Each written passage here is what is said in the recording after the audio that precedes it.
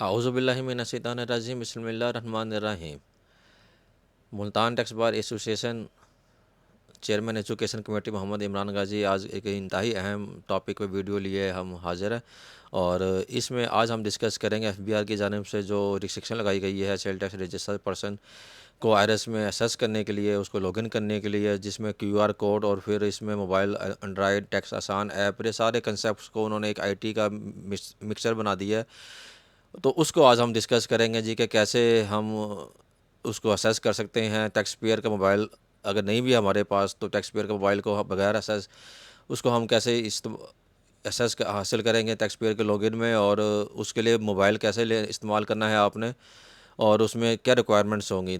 आज की वीडियो में हम ये भी देखेंगे क्या एफबीआर जो फेक इन्वाइसिस को रोकने के लिए ये सारी सख्तियाँ कर रहा है। सारा 350 देना 2024 में, और इसमें रिस्ट्रिक्शंस लगा देना इनपुट को, और अगले महीने में उसका कैरी फॉरवर्ड ना मिलना। और अब जो क्यूआर कोड की रिस्ट्रिक्शन लगाई है, बेसिकली वो एफबीआई चाहता है कि वीपीएन के ज़रिए कोई भी शख्स लॉगिन इस्तेमाल ना करे। जो भी शख्स अगर आईआरएस सेल टैक्स में आईआरएस के ज़रिए लॉगिन होगा तो वो अपना लोकेशन एफबीआर में ज़रूर शेयर करेगा। तो क्या आज हम ये देखेंगे कि ऐसे आईटी टूल्स मौजूद हैं जो एफबीआर के इस मकसद को नाकाम कर दें, और एफबीआर अगर कोई शख्स अगर हैक करना चाहे तो इस सिस्टम को हैक कर ले। तो आज हैकिंग का भी हम जो कंसेप्ट है वो भी आखिर में वीडियो में जाकर मैं आपको बताऊंगा कि एफबीआर इस मकसद में भी नाकाम रहेगा, और ये कोई क्यूआर कोड के ज़रिए मोबाइल में आसान ऐप कोई इतना इसका सलूशन नहीं है। मुल्तान टैक्स बार ने एसआरओ 350 आने के बाद एक लेटर लिखा था एफबीआर को और तजवीज़ दी थी कि फ़िक्स आईपी एड्रेसेस के ज़रिए आप रिस्ट्रिक्ट कर दें कि एक टैक्स पेयर अगर 4 आईपी एड्रेस 5 आईपी एड्रेस मुख्तलिफ लोगों के अपने वकला के ऐड करना चाहे तो ऐड कर दे, और उसे वही आईपी एड्रेस जो फिक्स हो, ये 300-400 रुपये कॉस्ट पर पीटीसीएल से आपको फिक्स आईपी एड्रेस मिल जाता है। तो उस आईपी एड्रेस के ज़रिए जो भी फिक्स होगा, एक फिक्स लैंडलाइन होगा एक तरह का, जैसे हमारा पीटीसीएल नंबर लैंडलाइन था तो हमारा मोबाइल नंबर एक लैंडलाइन है जो पहचान होती है कि ये इस शख्स की है, इस शख्स के साथ रिलेट करता है। इसी तरह जब आईपी एड्रेस भी आप चाहें तो इंटरनेट पे अपनी एक मखसूस पहचान का एक मखसूस नंबर ले सकते हैं, जो कि ये सारे जो भी कनेक्शन होगा तो उस आईपी एड्रेस के ज़रिए होगा तो लॉगिन होगा, अदरवाइज़ नहीं होगा। और वीपीएन अगर इस्तेमाल किया जाएगा तो नहीं इस्तेमाल किया जा सकेगा। तो आज वीडियो में हम इसका एथिकल हैकिंग कहते हैं कि अगर कोई शख्स चाहे इसको हम तजर्बा करना चाहे तो एथिकल हैकिंग के ज़रिए हम तजर्बा कर सकते हैं कि एफबीआर अपना ये मकसद पूरा नहीं कर सकेगा अगर जो फ्रॉड करने वाले लोग हैं वो अपनी लोकेशन को किसी भी जगह पे तब्दील कर कर इसके ज़रिए मोबाइल आसान ऐप के ज़रिए एक्सेस कर सकते हैं। तो सबसे पहले आज हम शुरू करेंगे इस आज के इस वीडियो में, और इस वीडियो में सबसे पहले मैं बताऊंगा जी कि आपने एक मोबाइल एंड्रॉयड लेना है, उसमें सिम होना ज़रूरी नहीं है। वही मोबाइल आपके जगह 100 क्लाइंट है तो एक ही मोबाइल से आप अपने 100 क्लाइंट्स, 200 क्लाइंट्स, 300 क्लाइंट्स, जितने भी आपके क्लाइंट्स हैं जो सेल टैक्स में रजिस्टर्ड हैं, उन तमाम को आप असेस कर सकते हैं। उसमें आपने सिंपली सिर्फ इतना करना है कि एंड्रॉयड मोबाइल हो, उसमें सिम है या नहीं है वो आपने अपने स्टाफ को दे देना है, और उसमें मोबाइल आसान ऐप आपने गूगल प्ले स्टोर पर जाना है और उसमें मोबाइल आसान ऐप इंस्टॉल कर लेनी है। अब मैं आपको स्क्रीन पर एंड्रॉयड ऐप का जो गूगल प्ले स्टोर है वो दिखा रहा हूँ, वहाँ से आपने इसको ऐप को इंस्टॉल करना है, और जो पहला पेज ओपन होगा ऐप का वो उसमें आपने लॉगिन ऑथेंटिकेटर सबसे आखिरी मेनू है वहाँ क्लिक करेंगे। उसके बाद आप अपने क्लाइंट का इसका जो लॉगिन है और पासवर्ड है वो आप देंगे तो आप देखेंगे जी कि इस तरह आपका स्क्रीन में ये नाम मैंने छुपा दिया है तो आपका ऐड हो जाएगा और आप इसमें लॉगिन हो जाएंगे। इसके बाद अब आपने क्या करना है, लॉगिन होने के बाद आईआरएस वेबसाइट पे क्रोम पे जो है आपने खोलना है और इसमें आपने अपना लॉगिन इधर देना है और लॉगिन का बटन दबाना है तो आपके सामने क्यूआर कोड आ जाएगा। अब आपने दोबारा ऐप खोलनी है और ऐप के में दोबारा जाके लॉगिन ऑथेंटिकेशन में जाना है आपने, और इस लॉगिन ऑथेंटिकेशन में जाकर आपने इसको स्कैन करना है। यहाँ पे कैमरा आप परमिशन मांगी जाएगी कैमरा ऑन करने की, तो आपने लोकेशन और कैमरे की परमिशन दे देनी है और आपने उसको सिंपली स्कैन कर लेना है कोड को। कैश कोड को स्कैन करेंगे तो उसके बाद आपके सामने एक न्यू विंडो आएगी जिसमें आपने अपना मोबाइल नंबर देना है और डिवाइस का नाम खुद ही आ रहा होगा कनेक्ट, और जो कनेक्शन है वो आपने देना है।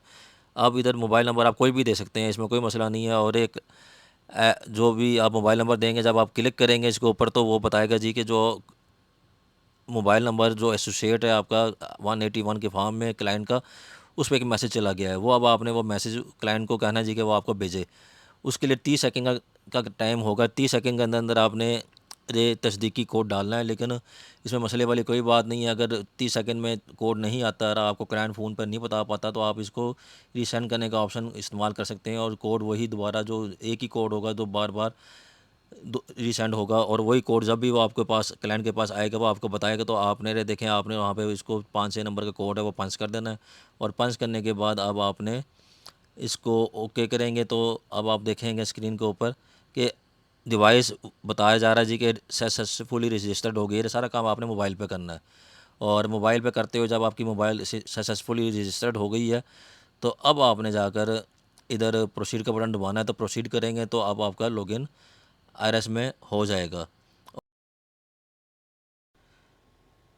फिर आपने क्या करना है कि यहाँ पे मेनू में जाके रजिस्टर न्यू डिवाइस पे आना है, और आप इधर मैं निशान लगा रहा हूँ रजिस्टर्ड डिवाइसेस के ऊपर आप क्लिक करेंगे तो जो मैंने एक मोबाइल वन प्लस मोबाइल था वो रजिस्टर किया था, जो भी मैंने वो यहाँ पे रजिस्टर्ड हो गया है। अब मैं दोबारा ऐड एक और डिवाइस ऐड करना चाहता हूँ जो मेरे स्टाफ की है, तो मैं इसी तरह दोबारा ऐड न्यू डिवाइस पर क्लिक करूँगा, बार कोड आ जाएगा। मैं अपना जो मोबाइल है, जो दूसरा मोबाइल है मेरा, उसको ओपन करूँगा, उसमें टैक्स आसान ऐप इंस्टॉल करूँगा, और टैक्स आसान ऐप इंस्टॉल करने के बाद स्क्रीन पे आप देख भी रहे हैं, तो टैक्स आसान ऐप जब इंस्टॉल हो जाएगी तो मैं उसे ओपन करूँगा, और ओपन करने के बाद वहीं पर जो प्रोसेस है कि मैं सबसे पहले उसमें लॉगिन ऑथेंटिकेशन रहा, होम के ऊपर साथ 3 लाइनें आपको नज़र आ रही हैं, तो इसको क्लिक करेंगे तो लॉगिन का ऑप्शन होगा। इस लॉगिन के ऑप्शन में जाकर आपने आरएस का जो पासवर्ड अपने क्लाइंट का वो आपने डालना है।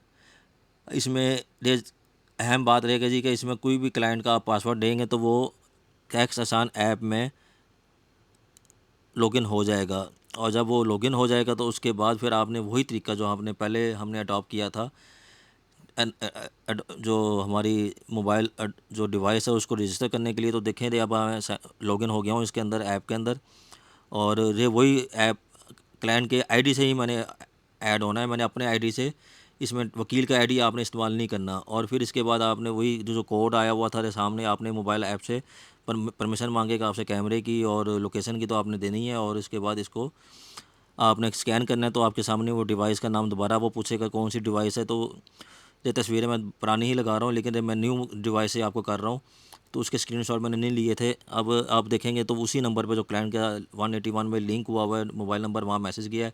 अब आपने क्लाइंट को फ़ोन पे करना है जी कि वो आपको वो तो तस्दीकी कोड आया है वो आपको कन्वे करे।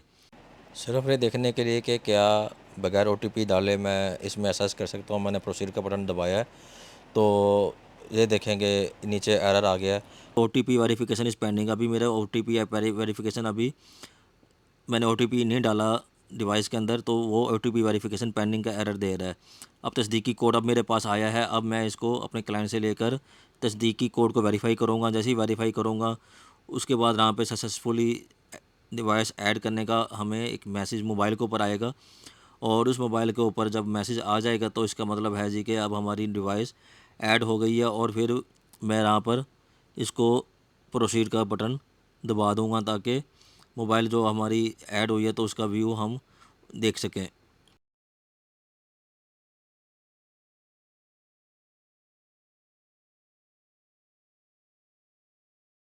ये देखें, अब प्रोसीड का बटन मैं दबाऊँगा और कैलकुलेशंस का आ गया है कि जी के मैसेज के डू device has been successfully registered, और मैं रजिस्ट्रेशन रजिस्टर न्यू डिवाइस के अंदर जाऊँगा, और दोबारा मैं जब रजिस्टर्ड डिवाइसेस देखूँ तो अब मेरी 2 डिवाइसें ऐड हो गई, एक वन प्लस है और एक दूसरा आरएम मोबाइल है। और ये देखें, मैं इस वक्त तो उसके मुकम्मल कंट्रोल मेरे पास आ चुका है। मोबाइल के अंदर कोई सिम नहीं है, 2 मोबाइल हैं जिनमें कोई सिम नहीं है, और अगर सिम भी है तो वो उसमें कोई फ़र्क नहीं पड़ता। आपने अपने क्लाइंट के लॉगिन से आपने आसान ऐप के अंदर अपना लॉगिन होना है, और आसान ऐप के ज़रिए फिर आपने जो पहली दफ़ा जो कोड आएगा वो मोबाइल के जो आपका क्लाइंट है उसके मोबाइल पर कोड जाएगा, वो कोड आपने लेना है। और इसी तरह जितने भी आपके क्लाइंट्स हैं, 1 हैं, 2 हैं, 3 हैं, 4 हैं, हर बार आपने टैक्स आसान ऐप में जाना है, और टैक्स आसान ऐप में जाने के बाद आपने सिंपली उनके लॉगिन करने हैं। आपके अगर 100 क्लाइंट है तो आपने टैक्स आसान ऐप में जाकर उन सब को आपने जाके लॉगिन करना है, और इसी तरह उस क्लाइंट का कोड मंगवा कर तस्दीक करनी है, उसे ओटीपी लेना है, ओटीपी वो आपको दे देगा। तो फिर आपका यहाँ पर अब मैंने देखें लॉग आउट कर दिया है। लॉग आउट करने के बाद मैं दोबारा मोबाइल ऐप से अब इसको लॉगिन करूँगा। तो लॉगिन करने के लिए ये जब मैंने लॉगिन का क्लिक बटन दबाया तो मेरे सामने बार कोड आ गया, और बार कोड को मैंने फिर मोबाइल ऐप से दोबारा जब मैंने तस्दीक की तो लॉगिन मैं अपने इसी क्लाइंट के लॉगिन से मैं ऐड इसमें मोबाइल ऐप में मैं ऐड हुआ, आयरस जो है मोबाइल ऐप है, मैं लॉगिन हुआ हूँ। और जब मैं उसी आसान ऐप के अंदर जब मैं लॉगिन होऊंगा आयरस के साथ अपना क्लाइंट के साथ, तो फिर मेरे लिए आसान होगा जी कि उस क्लाइंट का जब मैं मोबाइल ईमेल दूंगा। अब देखें मैंने यहाँ पे प्रोसीड जब मैंने लॉगिन किया, लॉग आउट किया, लॉग आउट करने के बाद दोबारा लॉगिन करने लगा हूँ, तो मैंने अभी इसको क्यूआर नहीं किया और प्रोसीड का बटन दबाया है तो क्यूआर नॉट वेरीफाइड आ रहा है। लेकिन जैसे ही मैं मोबाइल आसान ऐप में इस क्लाइंट के साथ लॉगिन करूँगा, तो लॉगिन करने के बाद मैं बड़े आराम से इसमें इस क्लाइंट को असेस कर लूँगा। इसी तरह दूसरे क्लाइंट का भी मैंने ऐसे ही करना है, तीसरे क्लाइंट का भी ऐसे ही करना है, चौथे का भी ऐसे ही करना है, और जो जितने भी मेरे 100 क्लाइंट हैं, 200 क्लाइंट्स हैं, उन सब के लॉगिन से मैंने उनका लॉगिन और पासवर्ड मैंने लेना है और अपने आसान ऐप में एक दफ़ा लॉग आउट करना है। लॉग आउट करने के बाद उसको आसान ऐप में मैंने लॉगिन करना है और लॉगिन करने के बाद मैंने आयरस में आना है और आयरस में आने के बाद सिंपली मैंने उसका यूज़र नेम पासवर्ड देना है, तो वो मुझे क्यूआर कोड दिखाएगा और क्यूआर कोड मैंने उस मोबाइल ऐप से इंस्टॉल कर लेना है। अब मैं आता हूँ दूसरे अपने एथिकल हैकिंग के चैप्टर की तरफ। ये हम एफबीआर को वार्निंग दे रहे हैं कि ये जो आपने एक कंसेप्ट लेके आए हैं ये किसी काम का नहीं है, ये बिल्कुल फजूल है। इसके लिए मैंने चैट जीपीटी से एक क्वेश्चन सिंपल किया जी कि मैं कंपनी में मुलाजिम हूँ और मैंने ट्रैवल करना होता है मुख्तलिफ़ शहरों में, तो मैं जब उसको रिपोर्ट भेजता हूँ अपनी कंपनी से मोबाइल ऐप के ज़रिए, तो मुझे मोबाइल ऐप से मेरी लोकेशन जाती है, तो क्या ऐसा पॉसिबल है कि मैं अपनी लोकेशन को तब्दील कर सकूँ? तो इसने बिल्कुल तो कहा कि जी 3 मेथड हैं।